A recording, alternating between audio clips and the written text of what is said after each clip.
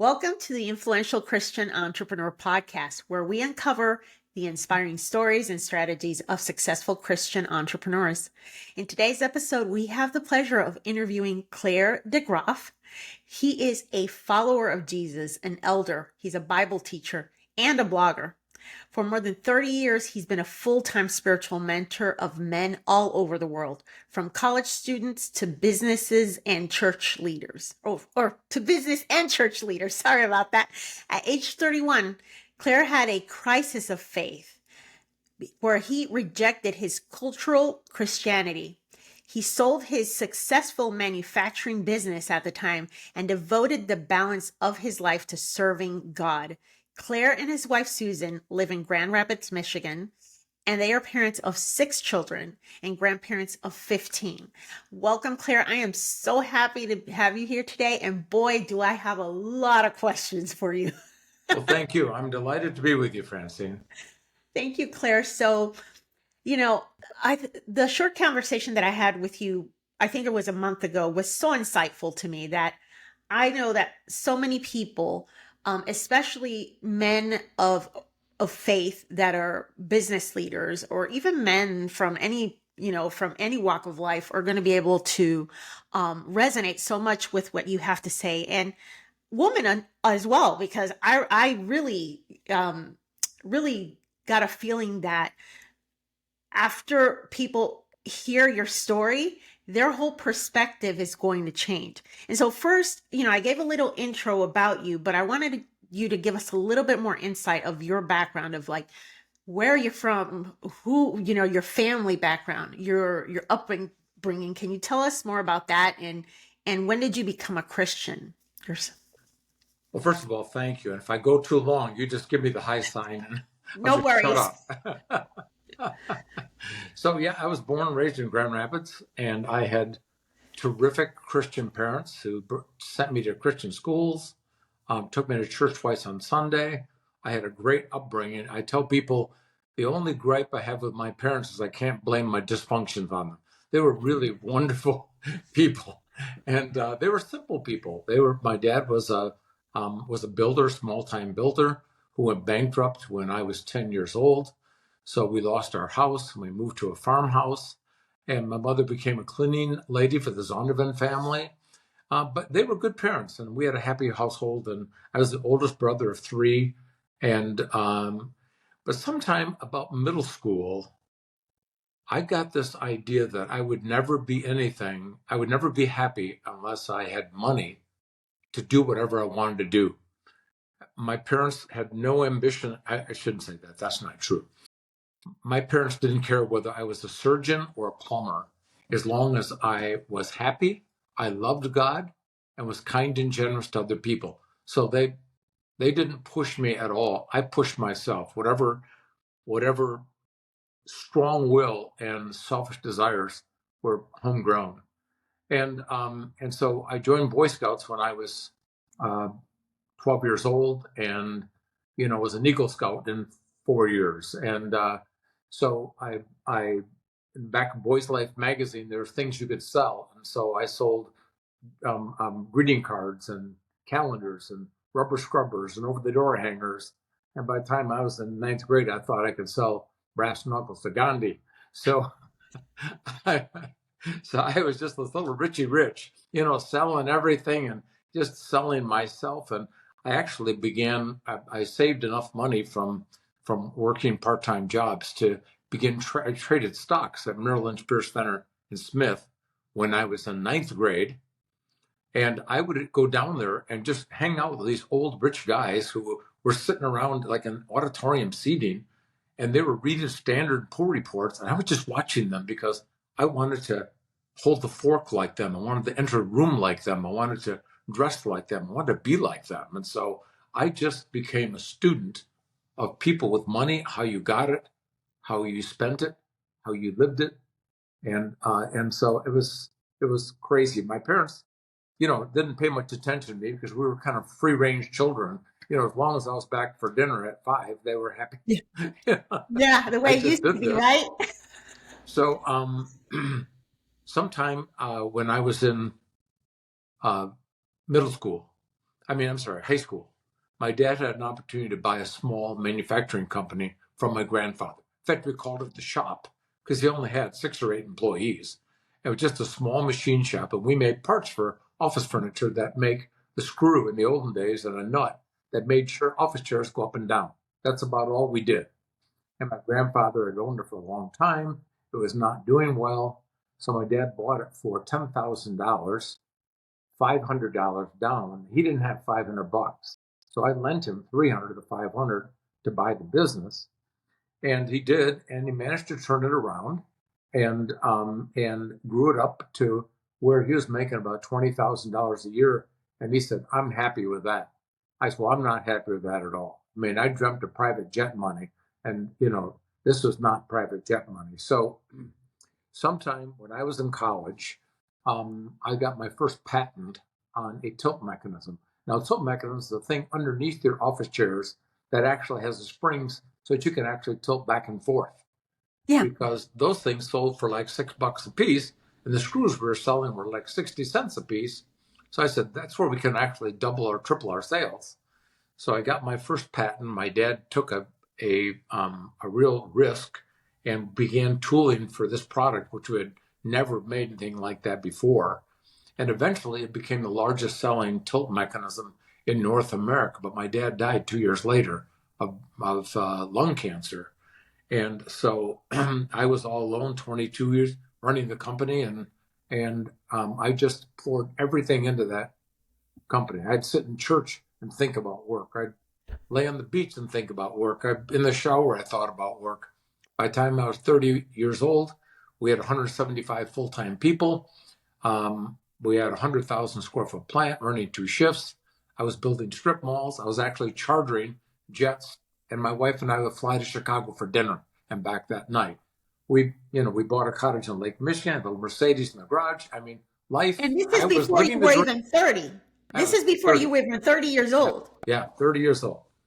And so I was insufferable. I was the consummate materialist. In fact, I refer to myself as a recovering materialist. Wow. Wow. I'm so glad I asked you about your background because I did not know that you actually come from a humble background. In my mind, I thought your parents were wealthy, you had generational wealth, and that you started from the top. Little did I know you started from the bottom and you were the mastermind. You actually lent your dad money. You did the patent. You did all of this before you were 30. I didn't know any of that, and I was already blown away. Now my mind is just like, whoa.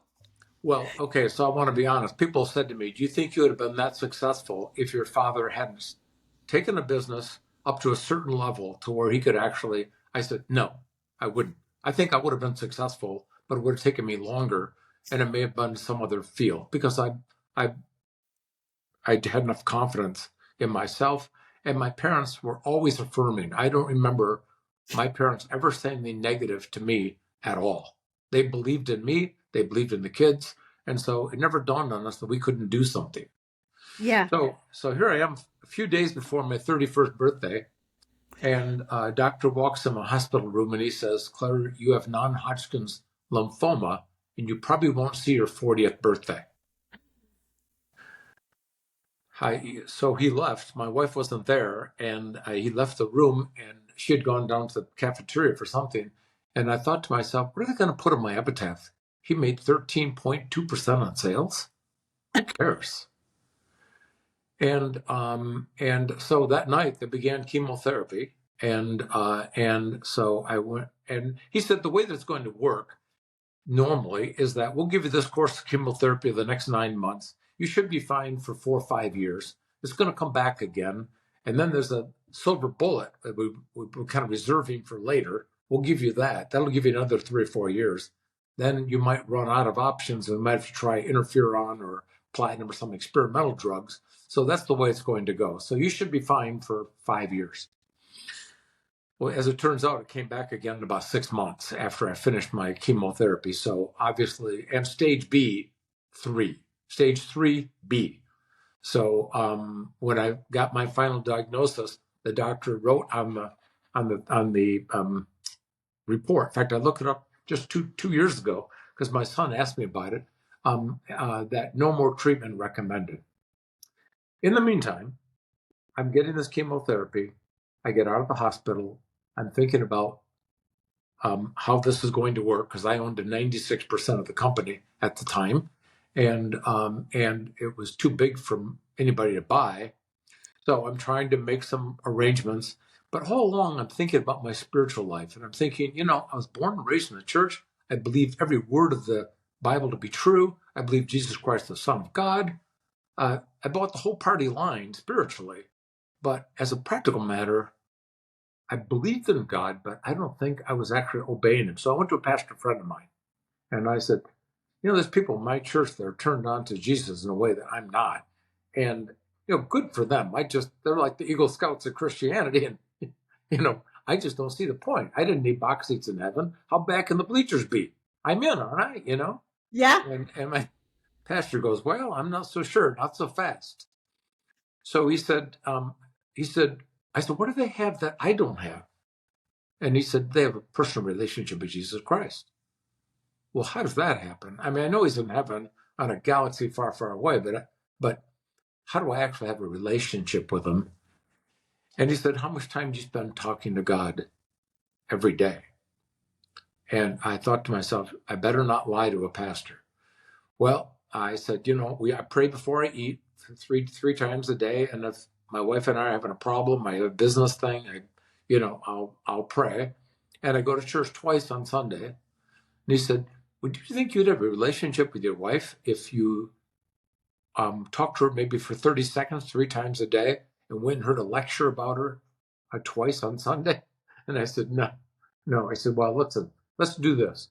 I want you to read the book of Luke, a chapter a day for the next 28 days. Let's just call it a month if you miss a day or two. But before you read every day, I want you to pray this prayer. God, teach me everything you want me to know and give me the guts to live it. So I began. He said, come back in a month and tell me what you learned. It didn't take me a month. Inside of 2 weeks, I figured out the kind of person Jesus described as one of his followers bore no relationship to me whatsoever. And the missing link was obedience.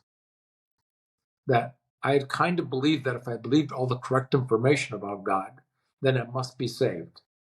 And Jesus made it really clear, if you love me, you will obey me. That's not a condition for him loving me, but it's evidence of me actually loving him.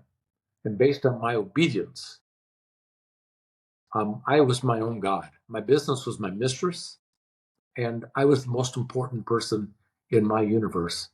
And I was playing King of the Mountain with God every day and not even realizing how a dangerous game that was. I just thought there's room on the top of the mountain for both of us. And Jesus and the Holy Spirit made it clear there wasn't. But that frightened me because I thought, if I give my life to Jesus, I just know he's going to screw it up. I'm going to have to sell my little Mercedes. I'm going to have to be a missionary. I'm going to sit around in church basements and, with a big zippered Bible and, sing Kumbaya. And I was a leadership guy, country club guy. I almost rather be lost than not be cool.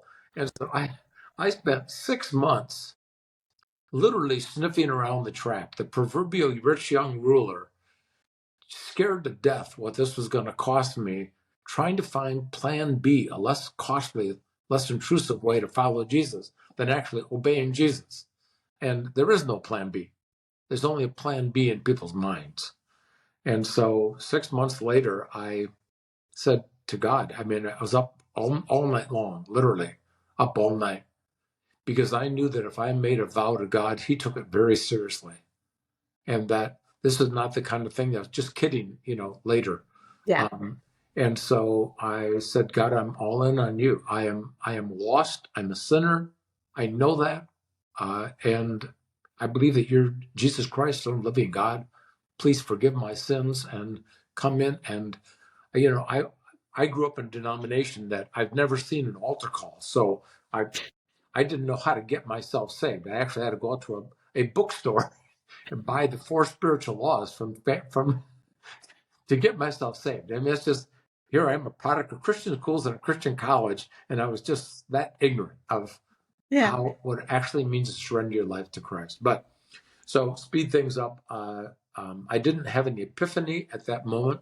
I just became infatuated with knowing more about the Bible and about God, and still in the flesh. I mean, I actually hired pastors to tutor me, because if I'm going to sell Jesus to people, I wanted to know my product. Oh yeah, You it's got to know shameful. the product. I'm embarrassed to even say it, but that's how, you know.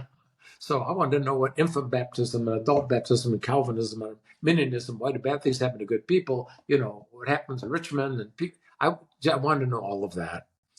I began sharing what I learned with people. They began coming to faith. And I became so infatuated that I lost my first love of my business. And in 1983, my management team came to me and said, you ought to sell this company because your head's not in here anymore. And I said, you're right. And the only company I wanted to sell to was on the New York Stock Exchange. And they owned a competitor of ours, smaller competitor, but they had a good reputation. So 1984, I was 35 years old. I sold to a company on the New York Stock Exchange. And when I and when I did that, I couldn't talk to anybody ahead of time. Mm-hmm. Even my mother didn't know, because SEC requirements are no disclosure to anyone. So people woke up the Wall Street Journal that I owned 5% of a New York company. The scary part is I actually had private jet money, and it scared the wits out of me. And I took no work contract, because I said, because I was 35 at the time, if I'm going to only live another 5 years, I don't want to spend the rest of my life filling out expense reports. So they said, well, we'll give you a couple of $1 million more I don't need the money. I didn't sell for the money. I don't need the money. So I'm done.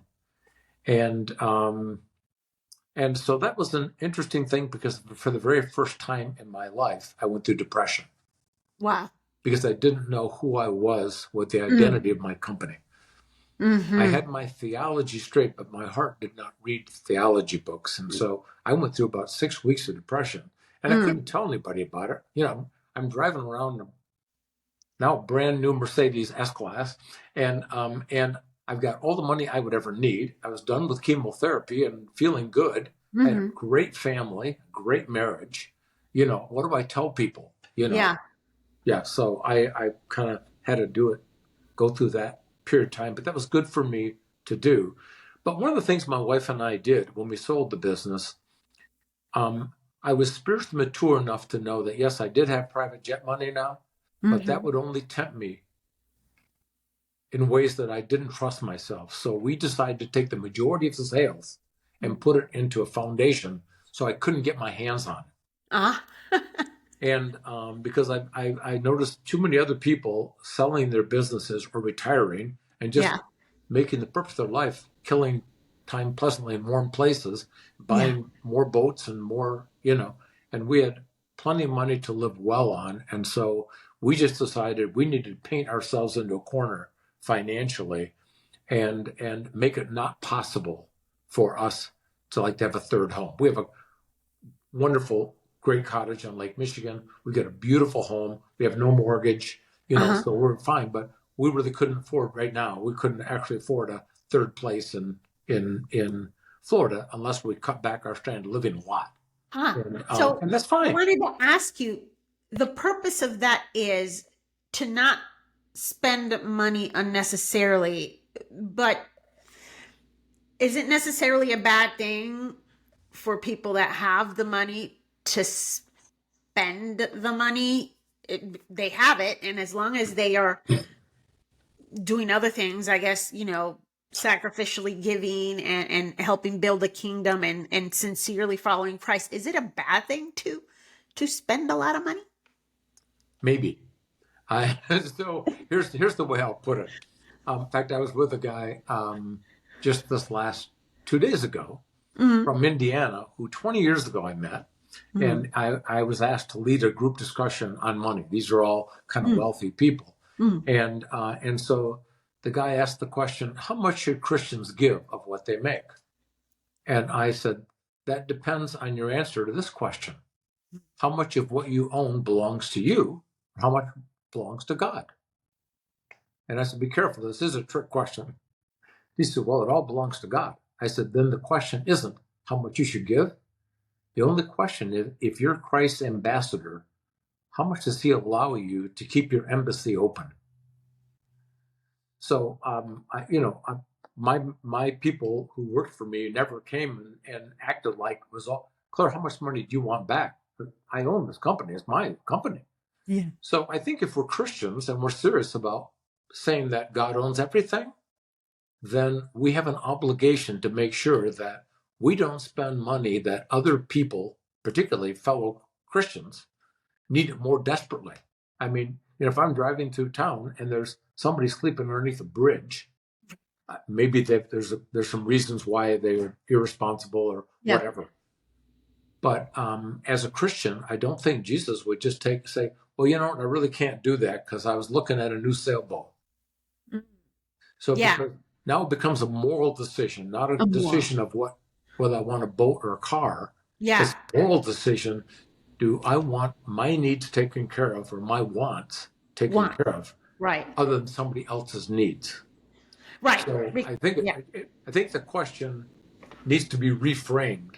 Mm-hmm. Because when you say that it's wrong, I think that last time we mentioned, I was at a conference 30 years ago, mm-hmm. and Ron Blue, who wrote a book called Generous Living, spoke, and he said, "How much is enough?" And of course, everyone's kind of looking, well, how does anybody know how much is enough? And so he said, what I mean by that is that how much money do you actually need to live a decent lifestyle? And once you get that, why wouldn't you give all the rest of it away? And so on the way home, my wife says, well, how much do we spend on ourselves? I said, I have no idea. She goes, we had no idea. I just gave my unopened bills, including my MasterCard and Visa, to my secretary to pay. And we had a foundation, so we were giving away half of our income. How can that not be good stewardship? And she said, well, it could not be good stewardship because we maybe could afford to live more simply and give more money away. I almost wish I hadn't brought her to the conference, but but I did. So I asked my secretary to do a little research, how much we made for the last 3 years. And she gave me the number. We prayed and fasted for the next couple of months. And ultimately, we decided to live on a third less than we were spending. Now, 5 Christian school teacher families could live on what we spent. So I am not the poster child for simple living. My wife and I live well. And, but I did know this, that while you can't always answer how much is enough, most people with money can live on less. Right. And to the extent that I live on less means somebody else gets more. Correct. So I can't imagine that isn't the will of God. Right. Yes. So I've taught that idea to a lot of people. Most people think it's a really nice idea, but I don't want to do that because I'm living the dream. And so, in fact, when I speak to groups, particularly young men or men that I'm speaking to, when I finish up and I'll say, I know exactly what you're thinking right now. What's that? I'm going to knock myself off the next 20 years like DeGraaf did, made a ton of money, and then I'm going to sell, and then I'm going to get serious about following Jesus and stewardship and everything else. And I said, that's like saying I'm going to go to college and binge drink for 4 years, and I'll stop when I get out. Materialism is addictive.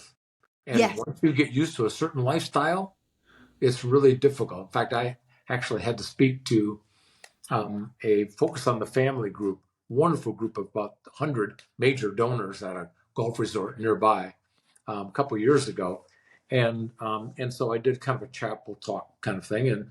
And I was talking about how much is enough. And one of the major donors raised their hand and says, well, how can you ever know how much is enough? And I said, I think I can talk to you boys as a peer. I doubt if you had any problem in your business figuring out how much is enough for everybody who worked for you. And you had no problem figuring out how much is enough for the ministry leader of a ministry board that you're on, but for yourselves, this is some unknowable mystery of the universe. No, you may not get it right within 100 grand or 50 grand or whatever that number is. But I can say this, you can live on less, and you ought to live on less. Now, the only question is how much. And you need to pray about it and find that for yourself. I can't point to Hezekiah 8, verse 5 that tells how you should figure that out. I'm sorry. Wow. I've been talking too much. No, that's, because based on what you're saying, and I've always wanted to ask someone in your position to explain to me, what does it actually mean? The verse in the Bible that says it is harder for a rich man to go to heaven than it is for a camel to enter a needle. And I know it doesn't mean a needle, an actual needle to sew. It's a different thing, but it means that it is difficult for a rich man to get into heaven. And you're, based on what you've already been able to in your life, what you've lived and the people that you've spoken to, what does that actually mean? And why is it that message, I think, is rejected by people who are wealthy? Yeah.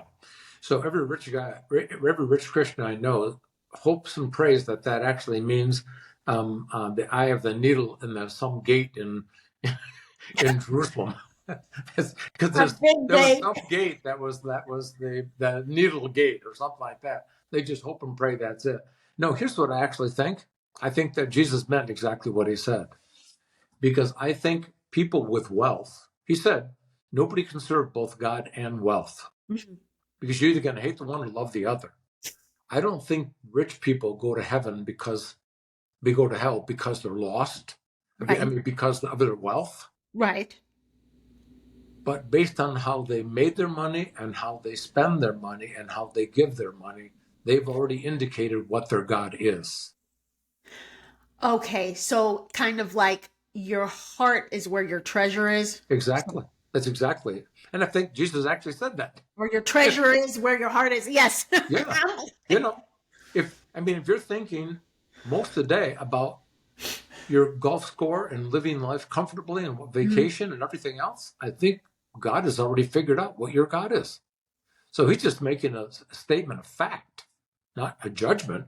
It's wealthy people, prideful people, whatever else, have made a self-judgment about, I will follow me rather than Jesus. And that is because I'm doing pretty good. Clearly, I can figure things out myself. And I'm giving 10% of my income away, so how can that be bad? And 10%, I'll give 10%, and you're good, but they don't need anything, or they don't feel like they need anything. And maybe that's why it's harder for them to let go. Well, I think part of the issue is it isn't just that. I think that wealthy Christians all hang out together. They all know other wealthy Christians.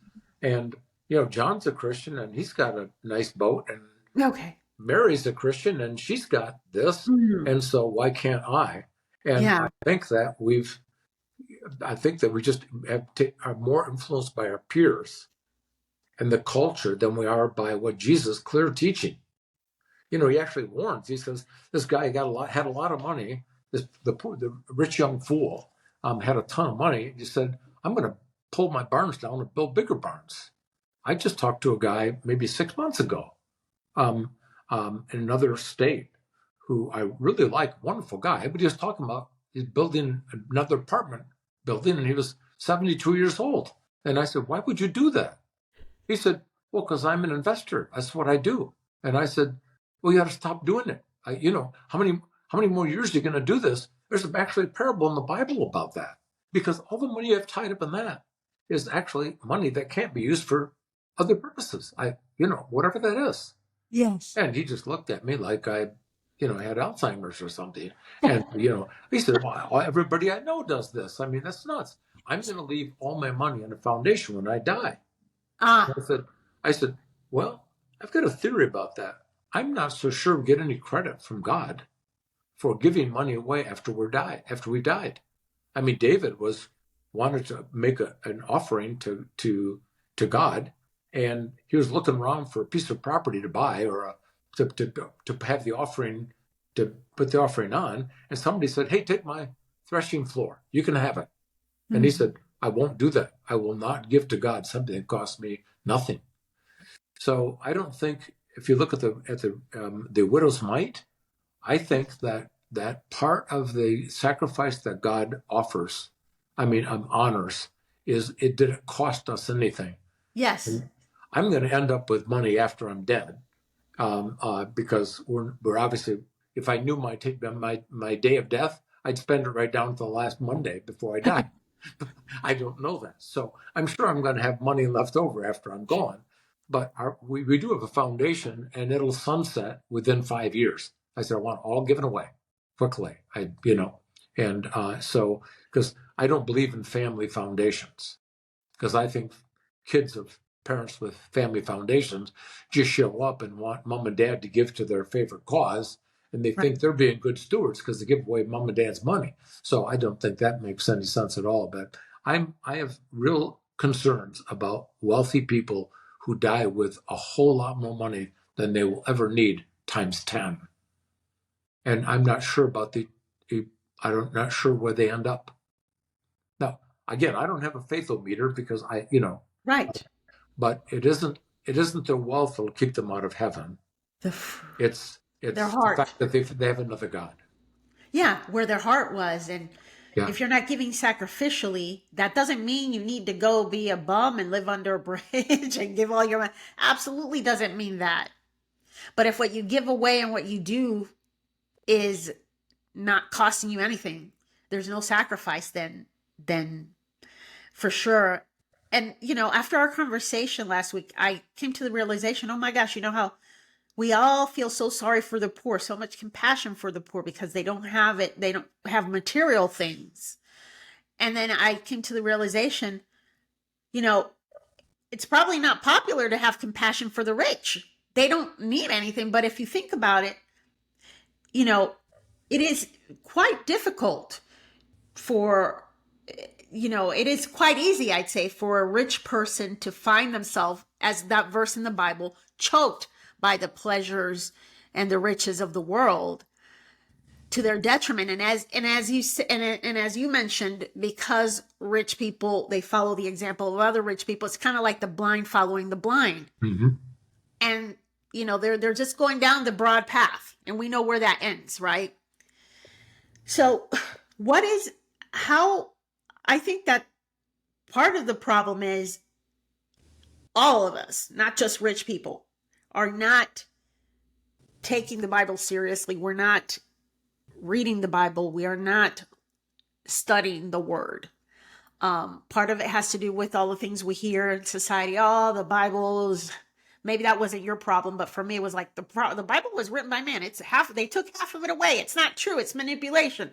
But some of us were just, lazy, whatever the reason is, we're just not. And I think that if more people, not just the rich, started reading the Bible more, that would, that's where you started. Reading the Bible is what gave you that conviction to go further and further and further. But most people don't even know what to do. They have no idea how lost they are and don't even have any idea of where to start. So how can we, and I know that part of what you do is mentoring businessmen and people and your peers, but how can we start to change people's hearts, particularly wealthy people? Because I find that unless you are, very rarely will they take you seriously unless they're like, you're a peer, like yourself, Claire, right? I'm not going to listen to advice from Susie down here that, who is she, right?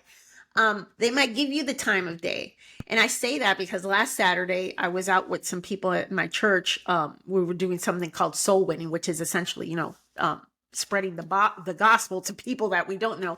And one lady mentioned to me how difficult it was to talk about the gospel with rich people, with people who had money, because they just rejected it right off the bat. Like, it was so incredibly. And she said, I think it's because they know I'm not their peer. Is there any truth to that? And how can we start, I don't know, outreaching to people? I know you're doing your part, but is there anything else, anything we can do, us regular people? Wow. I've never actually been asked that question. So, but I will. I want to affirm what your friend said. Yeah, I think it is difficult, not just for wealthy people, but smart people. I for years I met with the president of a local university, and then he would, and he was a born again Catholic and a wonderful guy, but then he would bring me into intellectual circles where I would just talk to people about faith, and they had a million objections because there are these cultures of wealthy people who don't know Jesus, who know other people who are wealthy or smart that don't know Jesus, and they think if you actually became a Christian, you have to throw your brains out the window. And so I was leading a study this fall at a country club, and someone says, "Well, why is it, do you think, really smart, successful people reject the gospel?" I said, "Because they're not willing to risk their intellectual virginity and believe in something that cannot be proved." And they kind of, what does it mean by that? What it means by that is that if they're already thinking, they're counting the cost, and they're saying, if I actually became a Christian, people would think I was nuts, that I wasn't actually bright enough to teach at the school, or to, are you kidding? You believe in this thing, this dead guy from 2,000 years ago, and you're going to go to church and, and be a holy roller or whatever that, it is. And they're counting the cost just like I did. Am I going to lose some friends? And I did. And I lost some friends because I was an obnoxious Christian, and I lost some friends because they were afraid to count the cost because they didn't even want to get that close to it. So I tell people, frankly, yes, I think everyone needs to know the Bible better and better and better, because I was fortunate. I went to Christian schools all my life, raised in a Christian family. When I actually came to faith at 31, the Holy Spirit had been downloading truth into my life all those years. And the Holy Spirit's like a Google search. Instantly, he brought to mind verses and people in the Bible and stuff that I had no interest in actually. But I had all this, I've been downloading truth all these years. And so I think it's important that we do that. But I think the other piece of it is, I think we need to get out of our comfort zone and just meet people who are in need. So years and years ago, I started just driving. If I'd see somebody on the streets, a homeless person, a guy, I just park the car and say, "Can I buy you a cup of coffee or a sandwich?" Why? I'd just like to hear your story. I'd like to know why you're homeless. I'd like to, because we tend to just think these people are undeserving. They're a bunch of winos. We used to refer to them when I was younger. It's a horribly politically incorrect and unkind thing, but I did, called them winos. I just figured they were drug addicts. They were, the alcoholics, and, it wasn't worth my time. But when I would sit down with these people and most of these people had a normal family they grew up in. They had dreams and aspirations. They had a job, and they went off the rails at some point. And my heart would break sometimes that I pigeonholed them as unworthy of my time and money. And people, so I'd maybe help them out. People said, "Well, aren't you afraid they'll just waste the money?" I said, "You mean waste the money like I do on an expensive vacation, or waste the money I do driving a really nice car, or going out to movies or fine dinner? You mean that kind of waste?" The irony is, well, if we spend it on ourselves, it's never a waste. But if we spend it on somebody else who is undeserving, it's a waste. And I think that's just a thought process that is of the devil and fleshly. You can't find that in the Bible, but that keeps us from being guilty all day long. Yeah, They don't absolutely. deserve it. So rich people need to get out more. They need to people aren't rich. Yes. Without worrying about, yeah, but I know that if I start meeting with these people, they're going to ask me for money. Yep, that's Yes. probably true. I'm going to probably feel guilty because I don't want to help them out. Yep, that's going to happen. Mm-hmm. Mm-hmm. That's interesting because we all know that the reason rich people hang out with rich people is because they don't want to hang out with broke people because broke people have nothing to offer them in terms of material things. They don't want to now, take that risk of, well, I will now say all of a this sudden, though. I want huh? to be careful. I want to be careful. I Mhm. don't want to characterize all rich Christians this way. I know Right. many. In fact, just yesterday, I took a wealthy guy through a mobile home park Mm. that we want to rehab and make it nicer. We want to put some affordable housing into there. And he said, "Oh my gosh." He said, "Can I take my wife through next week?" I said, I've actually never actually considered this myself." And I said, "Well, here's what I'll do. I'll spend all the time with you. I will never ask you for a dime because I don't want you to be wary. But if God says to you, you need to get involved, I'll be happy to help you do that." And he said, "Wow, that takes the pressure off from me." And I said, "Well, actually, it put the pressure on you." Yeah, you just don't get out enough. I want you to try to understand this culture that has amazing needs. These people are not just a bunch of winos. These, particularly homeless families in our county where we live, 83% of homeless families have one full-time job.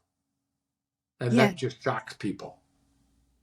But Mm. so I just think we just need to get out more. And I know some incredibly generous, kind, wealthy people. Right. I'm just making a blanket generalization for Blanket. probably 75% of those Christians that I know that are insulated from the Right. realities of life and believe what other rich Christians tell them is true. And I Yes. just think we need to let Jesus tell us what's true. Well, and you called it beige Christianity or cultural Christianity in your book that I'm holding right here. Uh-huh. I found that quite interesting because when you have cultural Christianity, it's all up in your head, right? Kind of what you had when you were younger. It was everything in your head. But it's not until you either have an encounter, because some people have, had encounters, it happens different ways. In your case, it was kind of like mine, where, it was through the Bible. And it's not until you start reading that Bible and getting the word of God that you start to peel that, to peel off the layers and find that deeper meaning, which is going to propel you to do those things that you would have never even considered because of fear. It's all to fear. Yeah. We all have fear of, oh my gosh, wait, and I'm by no means one of your peers, but even I had such trepidation, like, oh my gosh, people are gonna think I'm a Jesus freak. Yeah, my brains went out the window. I'm in a cult. People have actually told me, yeah, you joined a cult, or it's that fear of losing your reputation, of what people are gonna say about you. And for Yeah. people who have a lot, you have a lot to lose, and you don't want to lose that. And so, one of the Billy Graham said, I don't know, years ago, that let's see if I can, it says, I believe that one of the next great moves of God is going to be through believers in the workplace, in the marketplace.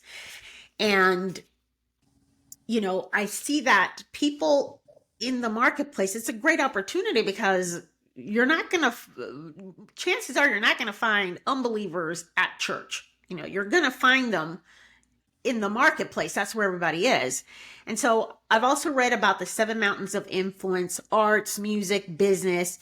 And for those Christian or business leaders who are Christians, or Christians, or I don't know which way to put it, some business leaders are Christians, but I've noticed that many of them have a lot of, they don't want to talk about their faith as it relates in the business environment because of the same reasons that we stated.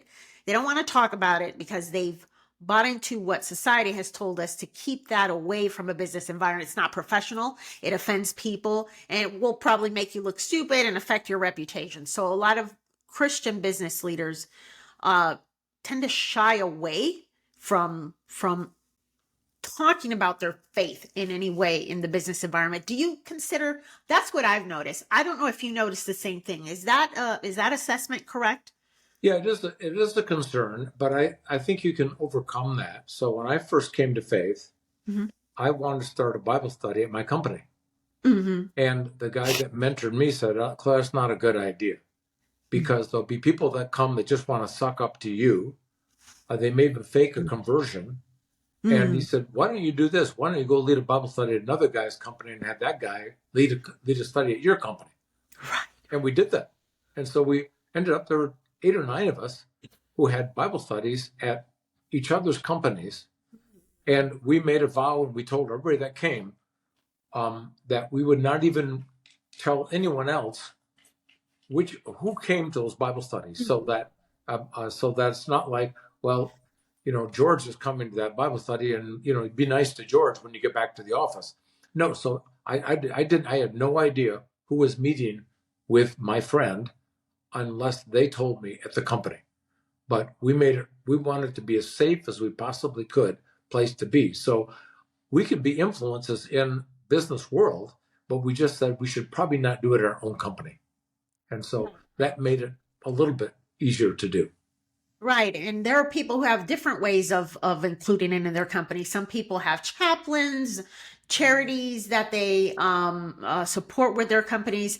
They may even have, I've heard of people who include it in their mission statement, their faith and their mission statements, but you have to be careful for the legal aspect of it, all these things that people are scared of. But there are many ways. However, business is one of those 7 mountains of influence that we need to be able to figure out how we are going to, I don't know if the word is dominate, or if the word is have greater influence, because Christians, we have, for the most part, taken a back seat on everything, and just, everything is super secular now. So what advice, if you have any advice, for Christian business leaders who are out there and they want to be able to express their faith, they want to be able to do something for God's kingdom? I mean, they've built their kingdom already, and they are, like you say, they are rulers. But how can they now find ways to really in a significant way contribute to God's kingdom? What would be the best place for them to start? And if they come from a cultural Christian background and they don't feel as well versed in their faith like they think they should be, especially being a leader, what are the steps? Because they really want to turn around and they want to feel closer to God and they want to do things right. What advice would you tell them if they're just out there kind of winging it on their own? Sure. There's a number of national organizations.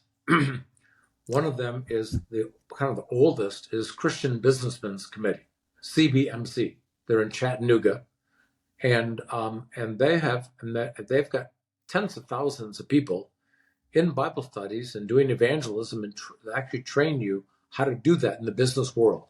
It's almost all business people. There's also a organization, I think it's called the Fellowship of Christian Companies. I've not been engaged with them in the last 8 or 9 years, so maybe they've changed their name to Thelco or something. I don't know, but Fellowship of Christian Companies, I think they're in Atlanta.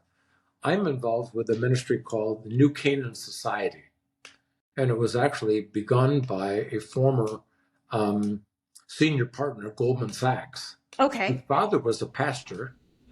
His brother was just retired a few years ago as president of John Deere for 15 years. So, I mean, we're talking about major people. Yeah. And the founder years ago, 20 years ago, found himself even he headed up the London office of Goldman Sachs, and he was drinking himself out of his marriage and everything. Mm-hmm. And he went to church. He believed in God, but his whole life was centered around everything but God.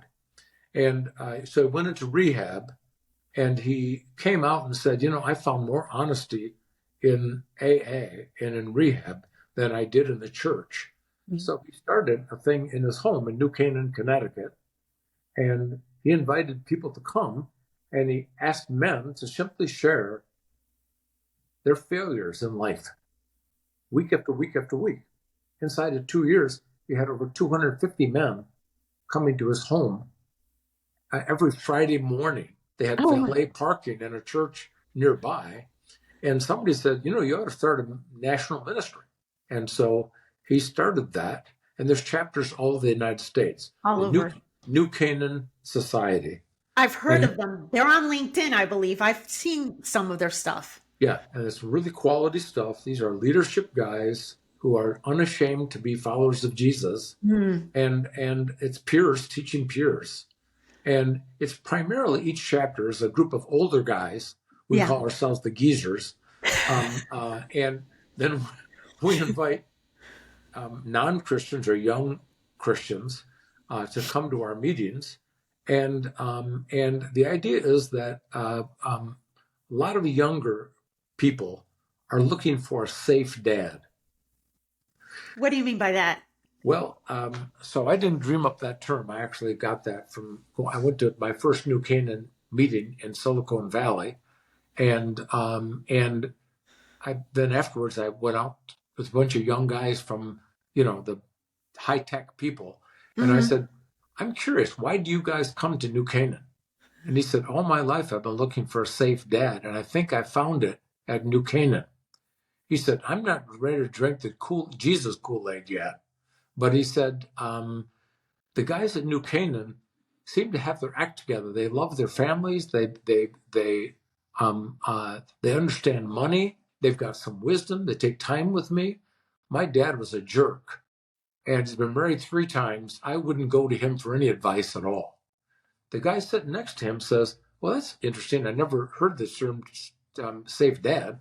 But he said, my dad's a postal worker and actually a good guy. But he said, I made more last year than he's made in 20 years, the last 20 years. I need someone to talk to about money, and I can't talk to him. It would embarrass him. But these guys are helping me navigate that. And so the next day, I got on my phone and called a bunch of guys in Grand Rapids. And I said, I'm looking for a bunch of safe dads who are willing to just kind of mentor guys from wherever they are to wherever they need to be.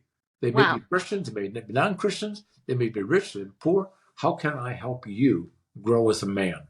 So. Oh, wow. So it doesn't, the men don't have to necessarily be business leaders yet. No. Okay. No. Yeah, we have college kids that come. Oh, wow. Now, a lot of them, most of them are coming because they want to hang out with rich people because they want to be rich themselves. So like you did, right? Yeah. So we're the honey, or the bees come to us because we're the honey. Yeah. So we don't care why they come. All we care is what they understand when they leave. Yes. And a way to influence them. They're getting influenced even they're coming for one thing, but they're getting influenced, and you're planting those seeds, Yeah. So what we say is, most men will never remember what you told them, but they'll always remember the way you made them feel. Yeah. Do they feel like you actually care about them?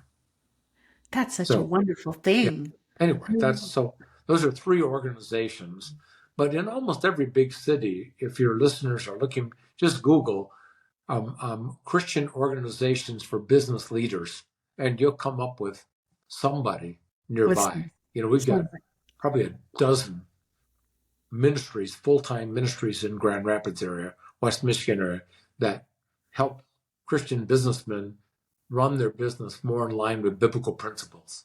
Right, that's the whole idea. Yeah, it's not just about putting a fish on somewhere or saying you're a Christian. It's about using and following biblical principles. Right, yeah. Yeah, that's a kingdom business. And so I think that's what they call it.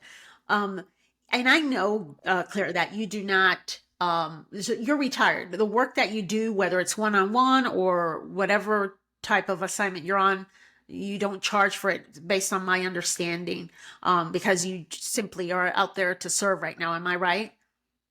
Yeah, I tell people say, how all these people find you? And I said, I get every job. I work for free, so I get every job I bid on. How do you choose the people that you work with? I mean, I'm sure everybody would love Clare. I mean, woman, men, anybody out there would love Clare DeGraaf as a mentor. How do you choose who to mentor and who to help? Yeah, that's an inexact science. But what I do, if I meet with somebody a couple of times, I will give them an assignment. And I said, call me when you're done with that assignment. And that'll help. So it might be, I want you to share your spiritual journey, how you came to faith with somebody else. And when you're done with that, let me come back and I want to call me and let me know how it went. And maybe 2/3 will call me and a third won't, because there's a lot of people that just want to hang out with me so they can debate the Bible more intelligently with other Christians, or they like the people I hang out with. I'm more interested in, are they actually willing to change? Because Jesus cares more about our obedience than our knowledge. In fact, I say in my book, I'm sure that Jesus would prefer that I be half as smart and twice as obedient. Yes. So while I think it is important to study the Bible, the bottom line is we actually have to do it. So You have to do it. I try to look for men that are willing to actually do what I ask them to do. Get counseling. Sometimes I'm not a licensed counselor. I'm not a pastor. I haven't even graduated from college yet. I flunked marketing in college, so I'm still 4 credits short from graduating. Anyway, but I do emotional and spiritual relational triage. So I'll have people that come in the door and say, my wife just found out that I had an affair. And we'll kind of talk through that. And I'll say, I've got a counselor who would be wonderful. And if you need a lawyer, I've got somebody who will not take you as a client if you divorce your wife. He will only defend you if your spouse is divorcing you, but he will not divorce your spouse. Right. And he's a Christian guy, and he's got a theology of it. So I've got a whole group of psychologists, doctors, family counselors, attorneys, accountants, who I can send people to if I can't help them. Right. And I don't do business counseling anymore. But if somebody comes to me and says, I just don't know much about the Bible, that's a hot lead in my business. And so that's a hot lead, yeah. So I think I can do that. Or I'll say, you know what, I'm going to introduce you to somebody who I've worked with for a long, long time. And he can actually do that. He's got the time to actually introduce you to Jesus, because part of my thing, I don't teach the Bible in terms of Bible study. Right. My forte is, how does following Jesus work in real life? How does it actually work on the ground? What does that mean in your marriage? What does that mean in your business? What does that mean in your church? What does that mean relationship with your kids and grandkids? So I'll leave that Bible study to other people, as important as it is. I want to help people understand how it actually works.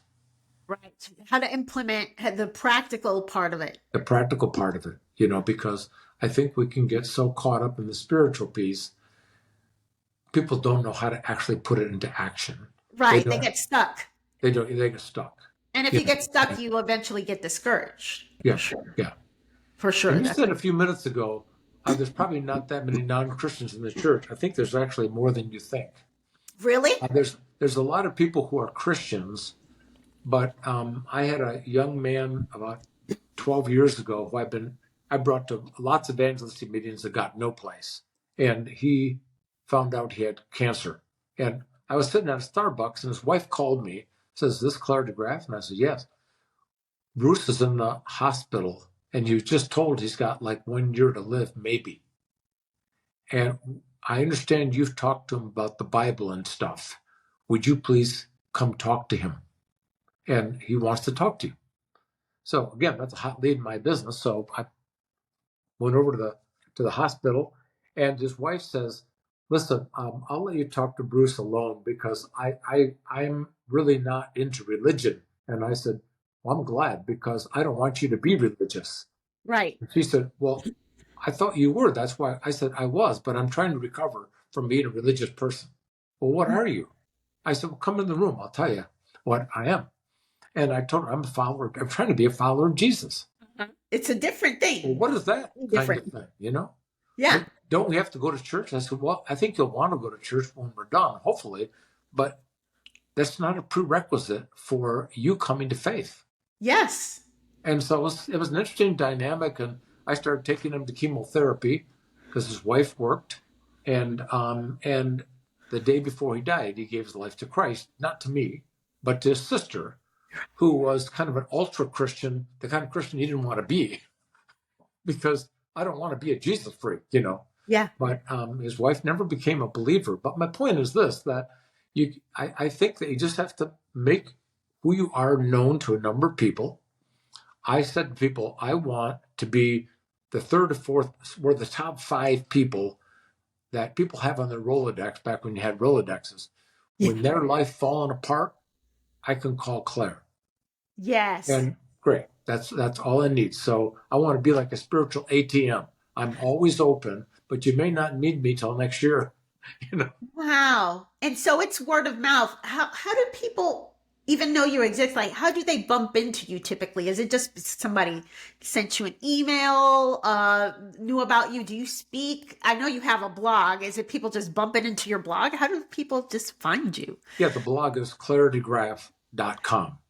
And that's how people find you or the typically? 10-second rule. Yeah. Yeah.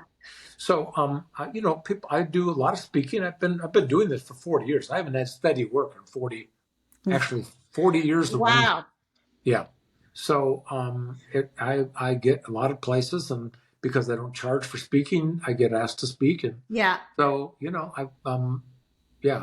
kind of word of mouth. I don't advertise. I'm not looking for more work. Wow. I Yeah. got plenty to do. I'm 75.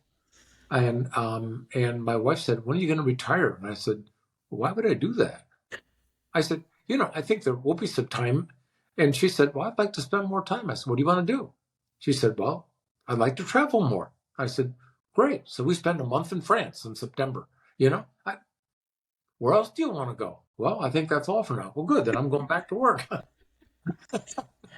Her idea of retiring, right? But I don't want to shut my office down and then just walk around my bathroom at 10 o'clock and watch Oprah and go to coffee with a bunch of old guys. That's just, and I don't golf. I used to golf, but I gave it up. It was just too time consuming.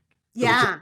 It was just not a good use. I didn't think it was good stewardship of my time. If you Yes. think of stewardship in terms of time, treasure, and everything else, it was just an energy leak for me. Yes. So I quit the country club, and I'll play golf once or twice a year if people make me, but I don't want to. I just don't want to do that. So I don't Wow. really have any hobbies because this is what I do. I You love doing write. it. You're an excellent writer based on your book and your blog. Well, So thank you. would you consider that your hobby? Yeah, I love doing that. Yeah, I don't. The reason my wife asked me 2 years ago, how do you determine what to blog on? And I said, I blog about things I don't really understand. And she's, well, how can you do that? I said, well, I've got a lot of things that I have an opinion on, Yes. but it's not a well-formed theology. Why do I believe that? And so I have a list in the back of my Bible of about 30 or 40 things always of topics I want to research and blog on because I want to, maybe I actually, and there's times when I've researched and I go, I no longer believe that. I shouldn't actually think that way. And so a lot of my topics that I pick are based on things that I really haven't thought. Like my blog this week is on the word woke, because everybody and the brother's using the word woke. But I ask people, tell me what woke means. Well, it's like critical race theory and LGBT education. Yeah. I said, so what about that specifically do you disagree with? Well, I'm just against that. Against what? Uh-huh. And people, well, they kind of fumble around. Well, they heard somebody smart on radio or TV saying you should be against woke. And I said, well, let's just think about that for a minute. There might be some pieces of the Black Lives Matter or LGBTQ that I would disagree with, Uh-huh. but there might be some that I think is a good idea. Why would people not want to know about Christians not want to know about past injustices of minority people? That's a different issue than suggesting, here's what you need to do about it. That's an opinion about how to fix the problem. But I think we should be educated. Why would we not want to know more about LGBTQ people? Why is it they're so afraid of Christians? Mm-hmm. What does the Bible have to say about it? That's not going woke. Why would we Right. not want to do that? Now, it's another thing if there's a curriculum that says fine and dandy in school. Now, that's a problem. Yes. Mm-hmm. But I think we Christians tend to not, Shut we it take down. these sound bites and Mm-hmm. determine what we're for and against without actually understanding the nuances of it. And so my blog this week was on woke and what that actually means. And as in fact, I think the title of the blog is, "What do you mean by that?" Mm-hmm. Because I'll ask people, "What do you mean by that?" And we use terms that we don't actually mean. I was actually yesterday. I said to a guy, he said at a meeting, he said, "Would you say a word of prayer?" And I said, "I'm curious. Where did the term word of prayer ever come from? I've never heard one word prayer. So why do we actually say that?" It's just this it's just this evangelical speak that we have in the church. I just like to pick Yeah, these things. where they call it Christianese. Yeah, I didn't mean to get off on a rabbit trail. That's a But good one because if we want to, I guess, appeal to other people who may not, who may not be believers, who may not be very well versed, it's best to not use Christianese. I sometimes, because some of those, me being a newer Christian, there were so many phrases that I would not have any idea what they're talking. Actually, I just learned what being a minister or what a ministry is, and I always thought I knew, but I didn't. So, good point, Claire. like And discipleship. Think about that. We use discipleship in the church. Nobody outside of the church knows what a disciple knows is. what it is. That's just some young guy with sandals that walks around. Jesus, why would I want to do that? Totally. That is so true. Like it just goes over people's head. So we should use other words and simplify it. Yeah, I use spiritual mentoring. Yes. So Yes. I tell people I'm a spiritual mentor. What does that mean? Everybody is spiritual. Yes. Everybody believes there is some truth or something outside of themselves. They may not believe in God, but they'll believe in goodness or kindness or Mm-hmm. whatever it is. Everyone is spiritual. I just want to help them figure out what it is that they actually believe now, and I want to present an alternative spiritual reality to them. Mm-hmm. And it could be meeting with a pastor who has a control and anger problem, and people of the congregation have sent him to me, Mm-hmm. and I'm gonna spiritually mentor him because he's not being a very spiritual pastor. He's Mm. teaching the correct information, but he's behaving poorly. Mm. So, so spiritual mentoring, I think, is a far better term, and most people actually would like to have a mentor. Right. Yeah. Right. They don't want to, if they don't know what we're talking about, they don't want to become disciples. Like, what is that? Like you say, I got to wear sandals and become a hippie. No, I don't want to do that. But spiritual mentorship makes sense to almost everybody. So that's really smart. And this book, the 10-second rule, I am, I guess, 1/4 of the way. And it is an excellent book to all the listeners. It's called the 10-second rule, Following Jesus Made Simple. It's exactly what you're talking about, how to apply it practically, how to implement it instead Thank of you. just talking about it. It's just a really easy read, really simple, funny at times. I find it, quite humorous, and it's something that you can read over a weekend. Clare DeGraaf, and you can find it at. I think I bought it on Amazon, but they can get it on your website as well, right? No, we don't. I don't sell it on my Okay. website. I don't think. I haven't been on my website in years. But so I think it is Amazon or Christian bookstores. Okay, Most Christian Christian bookstores bookstores. or Yeah, Amazon. they can order it. After a couple of years, you go get ends up in the bargain bin at Praying Hands, Christian bookstore in Slippery Rock, Arkansas. But I'm still selling books, and so the good news is that I don't have to make a living selling books. I'm not really an author. I have no intention of. It's a lot of work. It's a lot. And how long ago did you write this book, Claire? 13 years ago now. 13 years ago. Wow. I thought this was fresh off the press. Didn't know it had been that long. But it's it's relevant. It's timeless. Well, how to follow Jesus isn't going to change. It's never going to change, right? It's never going to It's change. not following Jesus 2.0. It's still just 1.0. You got to You never have to update it. Never have to update it. And so how can people, if anyone wanted to get a hold of you, would they just go to your website or can they find you on LinkedIn? Are you active on LinkedIn on social media or? No, I don't do social media at all. Okay. Actually, I mean, my grandson posts on Instagram and Facebook, but I haven't been on either one in years. So you know, just Google Clare DeGraaf. I will be the first couple of pages that come up because I have an unusual name. Yes. So it's not that I'm famous. It's just that there's not many mothers have stuck their kids with a Clare DeGraaf name. Name for sure. Okay. So finding you online shouldn't be a problem, but you are not on social media at all. Okay. No. Perfect. I'm Well, so my glad that blogs are on social media, but your who? Your my wife? blogs are Oh, on your blog. social Yeah. media. Yeah. Your blog and you I keep just quit updating. Twitter or X. Oh, you're on X? No, I just quit it Oh, because you did? Okay. yeah, it just got more complicated than it's worth. So if people want to find me, they can find me, and you know, yeah, I'm not wild about social media only because I think it creates um the it feels like community without actually being community. It's better Yeah. than nothing if you're lonely, but I think find people and you know show up at a church or show up at a ministry and just get to know people. So I Yes. have my grandchildren on Instagram and my family, but no non-family members. Okay, So, got it. yeah, yeah. No non-family members and definitely not on LinkedIn. I just looked it up and there's not one post there. So you can find him on his website. People can message you on your website. Yeah, Okay, perfect. I think Excellent. so. Yeah, my email address is there. It's Yes, there. yeah. Okay, I perfect. don't use instant messenger either.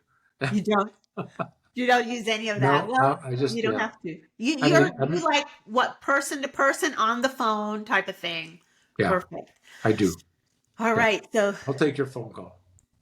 Okay, perfect. So you guys heard it. If you are a Christian man and you are interested in more spiritual mentorship, even if you can't get a hold of Clara, although he says he is pretty accessible, I would strongly suggest reading his book and his blog. His blog is it's really rich. It has a lot of articles on there, a lot of blogs, and they're very insightful. So I would say go to claredegraaf.com and start reading his blog and then get the book and start reading. You will be so inspired, especially if you are one of the Christians who have been, just kind of like a watered down Christian, a lukewarm Christian, and you're probably a business leader and you have, a similar life as he has had. I would say that definitely check out what he has because it has inspired me, even though I don't consider myself to be one of his peers, but I am a follower of Christ.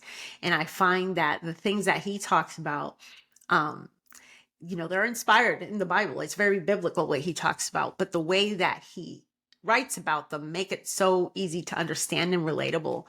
I so much appreciated speaking to you today, Claire. I want to thank you for, dedicating, like you said, the balance of your life, which has been a long balance because you quit at 31 or whatever that was.